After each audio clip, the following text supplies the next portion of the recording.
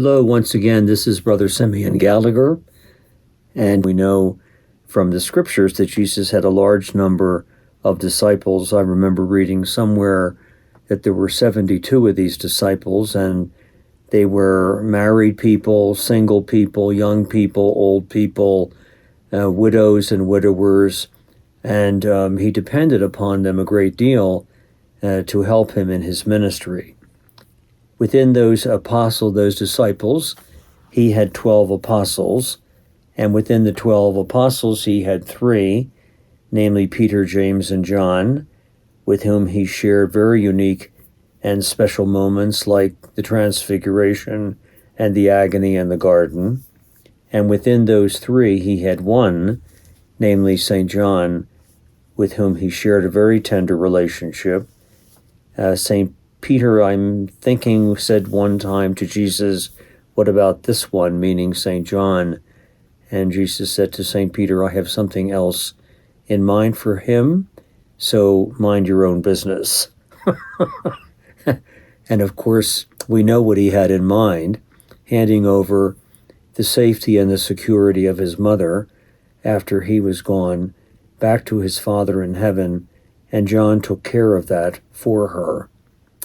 They did have a very unique and special relationship, and I like to think about that because it indicates that Jesus was fully human as well as fully divine, and he had surrounded himself with people that were of personal and tender interest and attraction to him, as St. John was the only one of the 12 apostles who did not die a violent death in martyrdom. He died presumably of old age. So what is to be said then about this tenderness, this close friendship? We've just come through the holiday season where there's been a great deal of time in meals together, cocktail hours, and so forth together, the exchange of endless greeting cards through the holiday season, all expressing our own appreciation and gratitude for the friends that have blessed and graced our lives. And even Raissa Maritain, who was married to one of the great French Catholic philosophers, Jacques Maritain. She was Jewish, converted to Christianity, converted to Catholicism. When she sat down to write her own autobiography, she entitled that autobiography, "We Have Been Friends."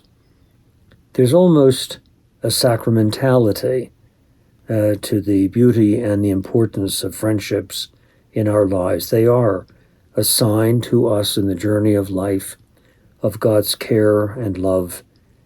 And Jesus did not spare himself that in any number of relationships, but this particular one that he had with St. John. I think it gives us pause to never take our friendships for granted, to be grateful that we have been given these friendships as blessings and gifts in the journey of our life, and to always remember that they are manifestations of the very love of God for each of us, that he loves us tenderly, looks after us, gives us companionship for the journey of life, and that all comes to us from himself, of course, but also from the very close and lovely friendships that we have with one another.